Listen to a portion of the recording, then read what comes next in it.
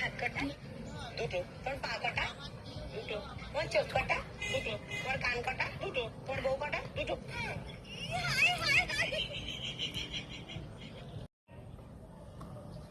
সুখ শান্তি সব বিসর্জন দিছি। মুখ না চালায় হাত চালাও, কাজ তাড়াতাড়ি হবে। আচ্ছা, তুমি সময় পাইলেই বিয়ের অ্যালবাম দেখো। কি খোঁজোর মতো বলো তো? ওই লোকগুলোরে খুঁজতেছি যারা বিয়ের সময় দোয়া করছিল সারা জীবন সুখে শান্তিতে থাকেন। এই লোকটারে ল্যাংড়া আম আনতে বলছিলাম, ওগুলো কি আম নিয়ে আসছো? তুমি কি আম চেনো? ভালো করে দেখো, ওগুলো সব ল্যাংড়া আমি। আচ্ছা ঠিক আছে, আমি ল্যাংড়া আম চিনি না। তুমি কি করে বুঝলা যে ওগুলো ল্যাংড়া আম? ল্যাংড়া বলেই তো ভ্যানে করে নিয়ে যাচ্ছিল, তখনই বুঝলাম ওগুলো ল্যাংড়া আম।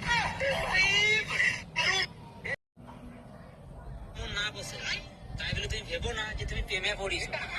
তুমি বাড়া করিয়াছো দা। বাঙালির প্রথম যন্ত্রের নাম কি? ষড়যন্ত্র। এই যন্ত্র দিয়ে কি করে? নির্দোষ মানুষকে দোষী বানানো যায়। এই যন্ত্র কোথায় পাওয়া যায়? গ্রামের মাছ চাষিদের কাছে পাওয়া যায়। বাঙালি আজকে বিরিয়ানি খাবা না খিচুড়ি খাবা? আগে তুমি রান্না করে আসো, খাবার দেখে আমি খাবারের নামটা ঠিক করে দেবো। ঠিক আছে তাহলে।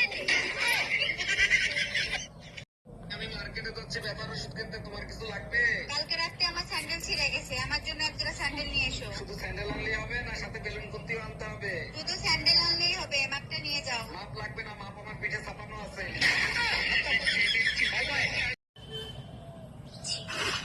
হ্যাঁ তো জানা, আমাকে বলছিস কেন? তোকে বলছি এই জন্য, কারণ লাস্ট কল যাকে পাবে পুলিশ তাকেই ধরবে। হ্যাঁ ভাই ভাই শোন না। হ্যালো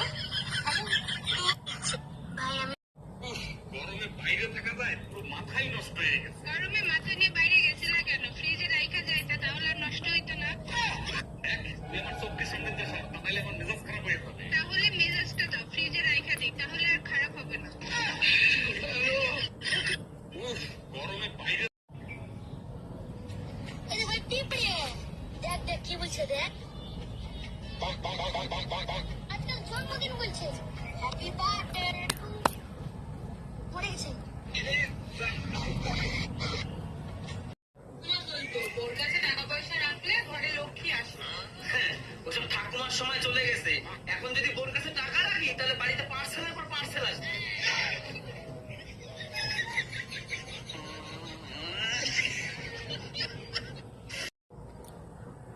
জানো, একটা ছেলে আমাকে দেখতে দেখতে ড্রেনে পড়ে গেছে। বলো কি, তাই নাকি? কার রং ফর্সা, মাথায় হালকা টাক আছে, ছেলেটা দেখতে কি এরকম? হ্যাঁ হ্যাঁ, একদম ঠিক করছো। তুমি কি চেনো নাকি তারে? তুমি বাদে সবাই চেনে। ও মদ খেয়ে প্রতিদিন ড্রেনে পড়েই থাকে। কি কপাল আমার, রাগ করেও একটু শান্তি পাই না। যখনই ভাবি হাজবেন্ডের সাথে আর কথা বলবো না, ঠিক তখনই টাকার প্রয়োজন হয়।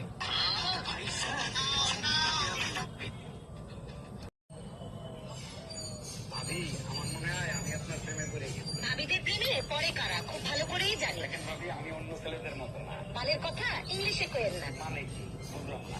তোমরা মাল, ফ্রি খাওয়ার মাল। গেল কি হয়েছে? তুমি রেগে আছো কেন? তুমি জমিটা আমার নামে না কিনে মার নামে কিনলে কেন? আরে মার নামে কিনিস কি হয়েছে? মা তো আমার ছোটবেলাতে খাওয়াই পরে মানুষ করেছে। আমি তো মারে ভালোবাসি, তাই না? তাহলে 10 লাখ টাকার লোনটা আমার নামে নিলে কেন? আমি তো তোমারও ভালোবাসি, আমি তো তোমারও ছাড়তে পারবো না। এই যে তুমি ঝগড়া হলে কথা কথা বলো, আমার ছেলে বাপের বাড়ি চলে যাবে। এখন তুমি যদি বাপের বাড়ি চলে যাও তাহলে কিন্তু 10 লাখ টাকা তোমার শোধ করতে হবে। অনেক বছর পর দেখে আপনার একটা ছেলে ছিল না? আরে ভাই, আমার 3 ছেলে 2 মেয়ে। কিন্তু ভাই মারা গেছে 10 বছর আগে, তখন তো একটা ছেলেই ছিল, বাকিগুলো আসলো কোত্থেকে? দেখেন, আপনার ভাই মারা গেছে, আমি মারা যাই না। ভালো আছেন ভাবি? কি করছো? আমার আমার করো কেন? আমাদের বলতে পারো না নাকি? আমাদের জানিয়া প্যান্টটা কোথায়? বাজে লোক খুঁজো। তুই আর আমি গরিব কেন জানিস? কারণ টাকা পয়সা হলো হাতের ময়লা, আর তোর আর আমার হাত সব সময় পরিষ্কার থাকে, ঠিক আছে? এই জন্যই আমরা গরিব। না বাচ্চাটা বাসায় আসলে আপনার জন্য কি ঠান্ডা পানি আনবো? ঠান্ডা পানি পরে আনো, তার আগে বলো বিকেল বেলা অযথা কেন ঝগড়া করছিলা? সকালে আমার মাথা ব্যথা করতেছিল, ওষুধ কিনে দিয়ে গেছিলা? সরি শোনা, এক্ষুনি এনে দিচ্ছি। লাগবে না, বিকেল বেলা তোমার সাথে ঝগড়া করার পরে মাথা ব্যথা ঠিক হয়ে গেছে। আমিও পারি, কিন্তু তুমি